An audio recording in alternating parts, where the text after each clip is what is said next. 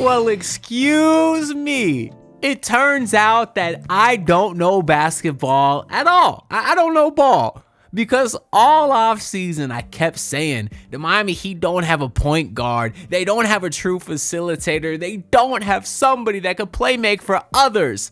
And I owe an apology because that man was on the roster the whole time. Turns out he was here the entire offseason and the last 3 seasons. And his name is one Nikola Jovic, dude. Bro, that guy is so fun to watch, man. There was all this hype this offseason about how he was going to be the guy to take a huge leap for the Miami Heat this year. And through 2 preseason games, you're seeing the vision. Now, obviously, I want to temper expectations a little bit. It's only the second preseason game, and a lot of what Jovic did was to start the second half when he was playing against a bunch of scrubs, but I don't care. This is a post-game reaction video. I'm going to react to the game, and it was a fun one. Although the Heat got outscored by double digits in the fourth quarter again, and they ended up losing to the Milwaukee Bucks by 10 points, but who cares about that? We finally saw Point Yovic.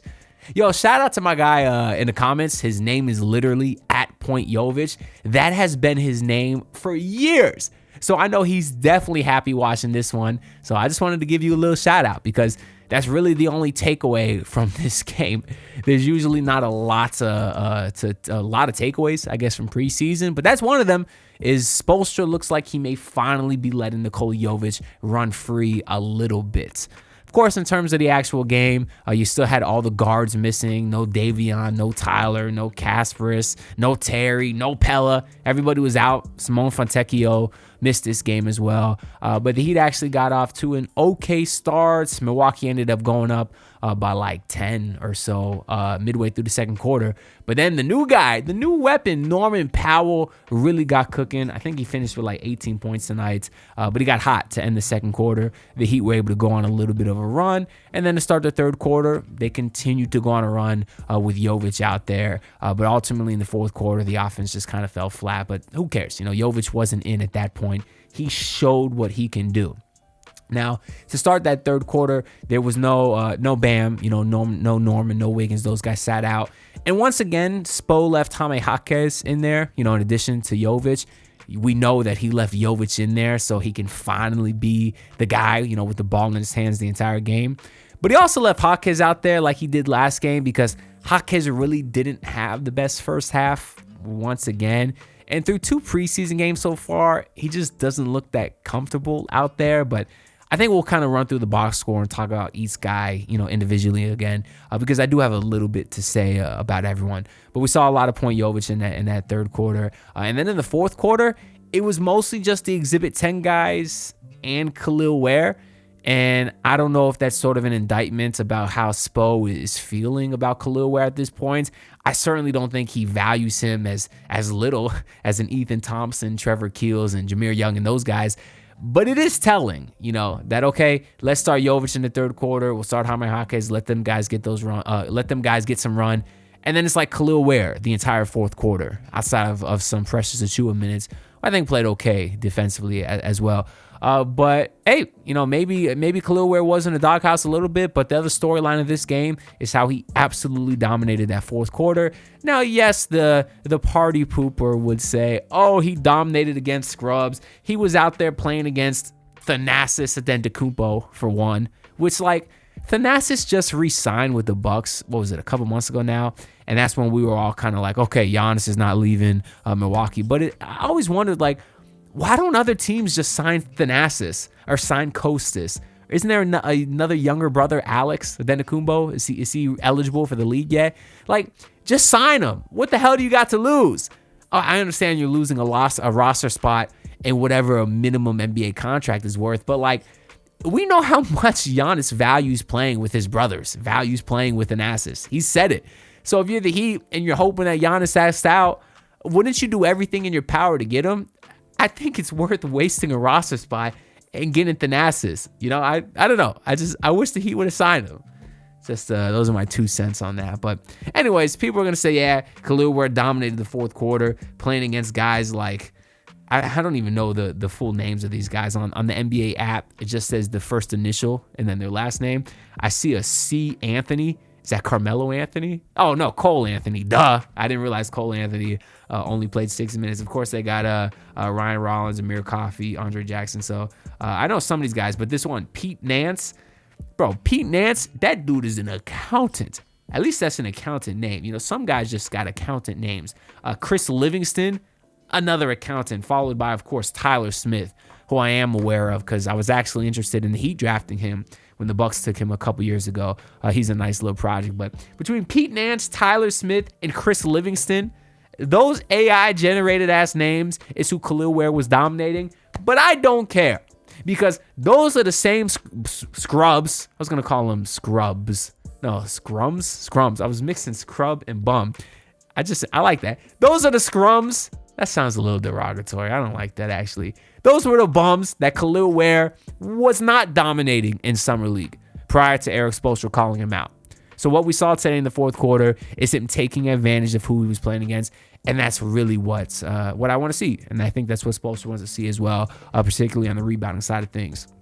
But let's go to the box score so we can kind of break down each guy just a little bit more. I guess I'll start with Nikola Jovic because we've already talked about him quite a lot.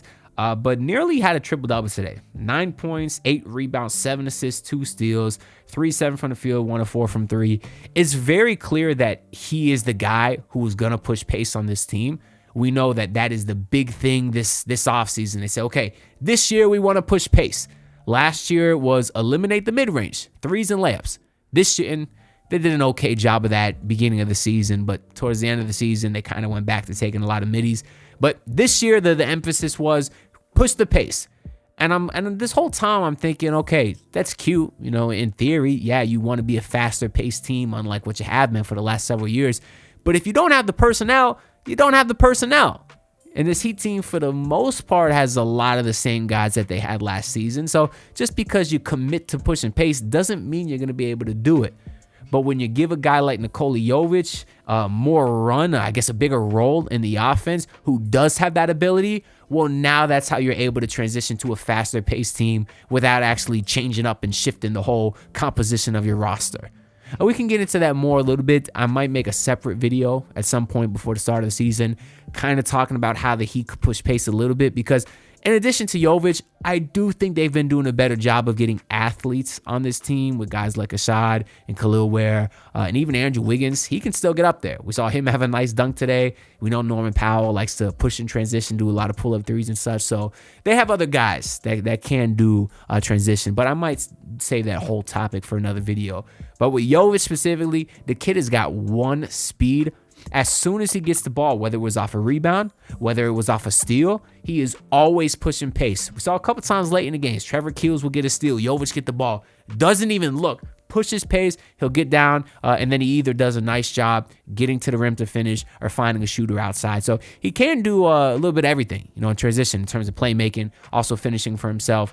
I will say, though, in terms of only having one speed, that's not always necessarily a good thing because, as I've said for many years now, the sign of a good player, I guess, is not how fast you are. It's your ability to change pace. It's your ability to throw off the defense by shifting how quick and slow you're going. And a lot of times Jovic was a little bit too out of control, and it wasn't such a problem today because the level of competition wasn't too high. But against actual NBA defense, they will take advantage of it. Because even today, Jovic missed a couple of layups in transition just because he was moving a little bit too quick. So I would like to see him do a better job changing pace, but he'll learn that as he gets older. Step one, get the ball in your hands, push the pace. And then step two is you sort of adjust from there. But overall, definitely very happy with Nikola Jovic today. I think he had a lob today too. Yeah, he had a lob to Jaime Jaquez, so it was nice to see those two guys connect. Because Jaime, for what it's worth, is another athlete, I guess. He was in the dunk contest, but he was probably also one of the most unathletic people to ever be in a dunk contest. But he was in one, so I can still call him an athlete. So it was cool to see him and Jovic push pace today and transition to your two young guys there. But moving on, we got Andrew Wiggins. Obviously had a very good game one. Today he had 7 points. Was doing a lot of the same things out there that we're expecting of him at this point, playing two-way basketball.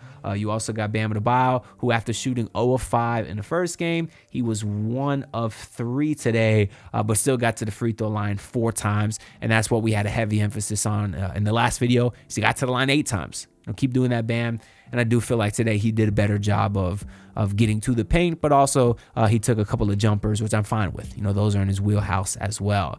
And then you got Jaime Jaquez, who played 23 minutes tonight. He had 9 points, 4 rebounds, 3 assists, 3 of 6 from the field. So the counting numbers are okay, but there was 2 turnovers there, and ones that just looked a little bit sloppy. But most of that was early on. He did clean it up a little bit in the third quarter, hit a 3-pointer, had a nice take to the rim. And again, it's the 3-point stuff that will really open up the rest of his game. I think he was 1 of 2 in the first game. Today, he was 1 of 1. So if he can continue hitting his 3-pointers at a high clip, even if the volume is not high, if he's hitting them when he's making them, defenses will adjust eventually. And then he'll be able to get to the baskets a little bit more. Should look a little bit easier. And then Norman Powell, the real star of the first half, 18 points for him, 6 of 12, 3 of 6 from 3. He just got super hot. And, of course, he's one of those snipers that when he gets hot, it's showtime. He's fun to watch. He has such a nice hang time in the air that, it's hard for the defense to block his shot because sometimes he has very quick release too. He'll be sitting there. He was sitting there in the corner today. Pretty good contest from the Bucks defender. And then boom, just raise up, hang in the air, hit the shot. Those are high difficult shots. And I also think he's going to be a guy to draw a lot of fouls as well. I think he got to the free throw line a couple times today. How many free throws he had today? Yeah, 3 free throw attempts. Just because he has a little swipe through move, where he raises into the shot. So he'll draw some free throws that way, from beyond the arc. But also just because he jumps so high in the air, I think he'll be more susceptible to defenders landing under him, which can be dangerous. But, there's more time for defenders to get under him. He could draw fouls that way as well. But yeah, fun player to watch. I want to know too, before we get to the bench, that in terms of Nikola Jovic, I think at this point, Heat fans are starting to realize we got something on our hands. Maybe the rest of the world doesn't yet. So I actually checked FanDuel, the sponsor of today's video, and I saw that right now you can get Nikola Jovic at plus 4,000 to win Most Improved Player. So far, the man is looking improved. And obviously, I think he's in line for a pretty big responsibility this season, in which he'll also put up a lot of numbers and I guess playing time, role, size of role, plus counting stats. Those are a pretty good formula for winning these awards. And maybe he can win Most Improved Player. And at plus 4,000 on FanDuel, maybe it's worth throwing a few dollars on. Just something I noticed I wanted to get in there. Let's move on to the bench, though. You have my guy Trevor Keels play 28 minutes. He was your leading minute getter tonight. I told y'all at the beginning of the preseason, that's the guy to keep an eye on. Did not score tonight. He was perfect last game.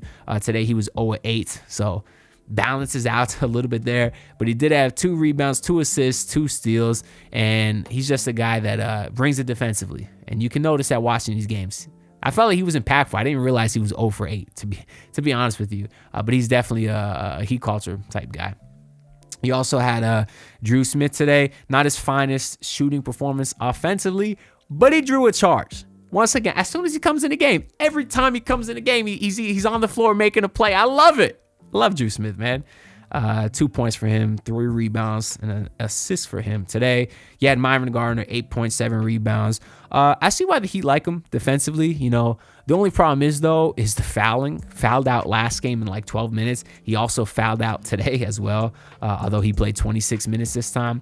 But he's a big body, and I think he moves his feet laterally pretty well. He just gets a bit handsy at times. So when he kind of learns how to adjust, I think he has the potential to be a very solid defender in the NBA one day.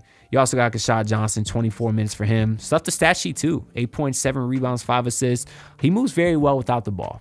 If he is going to get some minutes this year on the Heat, that's how he's going to have to get his points. They're not going to run any plays for him. Maybe he'll get some driving kicks of him sitting in the corner, some threes off. But you don't want Kashad shooting threes. You want him running in transition. You want him moving without the ball. And he definitely did a lot of that today. And then you had Precious Achiuwa, 8 minutes for him. He played fine defensively. And Jameer Young, 4 points, 3 rebounds, 3 assists, 1 steal, 1 block. Did a little bit of everything out there. And then Ethan Thompson, 9 minutes. Didn't do too much. No minutes for Dane Danger and Vlad Golden, whose two-way spot is definitely in jeopardy at this point, Vlad Golden. So we'll see what happens with that. But last but not least, I want to give some more love to Khalil Wear. 18 points, 13 rebounds for him, 46% from the field, hit 2 triples, 2 of 4 from beyond the arc, and then 3 offensive rebounds. I want to know too. I know a lot of the stuff counting stat wise was some of it was in garbage time, definitely. But the most important thing is he's very active on the glass, and he's another guy, like Ashad Johnson. There's no guarantee he'll get any touches offensively on any given night. There could be nights where Khalil Wear gets 10 shots. There could be nights where he gets 3. There could be nights where he gets 4 threes off, nights where he gets none. But what he has to bring every single night is the rebounding.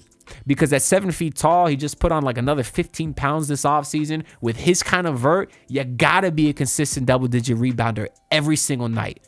And through 2 preseason games, that's exactly what he's been. And also, the touch is still very nice. Sometimes he'll force a lot because his footwork is not that great, so he'll spin into guys and force up some tough ones. But when he does set his feet, he has beautiful touch.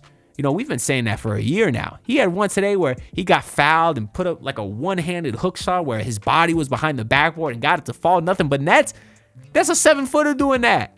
That's just beautiful touch from Khalil Wear. So overall, through 2 preseason games, the Heat definitely they don't have a win yet, so they need to work on some things. I mean, they had 20-plus turnovers tonight. They almost had 20 last game, but it's hard to judge that stuff. You're playing half the game without your normal lineup. So we'll see what happens in the next one. The Heat do have their 3rd preseason game on Wednesday versus San Antonio Spurs, who, by the way, are playing right now, actually. And they're playing against some team, I think, from China. I guess they're called the Long Lions. Is that their name? Loong Lions. And on the Loong Lions is a man by the name of Victor Oladipo. Yeah, it was on Twitter, and I started seeing Oladipo highlights versus Wemby. Like, what the hell's going on? Who knew when Wemby was on, or Depot was on the team? Wow, he's up to 20 points, 5 rebounds, 3 assists, and 5 steals. Let's go, Depot. That's what I'm talking about, baby. Shout out to Depot, bro. The Chinese team is getting blown out by the Spurs, but who cares about that? Shout out to Depot, bro. 8 and 19 from the field. We don't have to look at these 3-point numbers. They're not pretty. But who cares if they're losing? Their second best player is Frank Kaminsky. We know that guy's a bum. Anyways, that's all I got to say for this video. I know we've been keeping up for the last few weeks about the odds for the Miami Heat to make the playoffs because we've been noticing on FanDuel how they keep going up. Last video, the Heat were plus 136. Now they're plus 140. The odds keep getting better for the Heat to make the playoffs. And that's definitely something I think they're going to do. So I'm going to keep throwing a little bit more money on it till Vegas realizes that the Heat are indeed going to make the postseason. But that's all I got to say for this video. Make sure y'all like, comment, and subscribe because the support is greatly appreciated. That being said, I'll see you on the next video. Peace out, everyone. Look, pull up in your city trying to get that dead face. Do it on my own, I don't need no dead weight. Had to kill him off, yeah, I need a head space. You know this homegrown bitch don't offend me.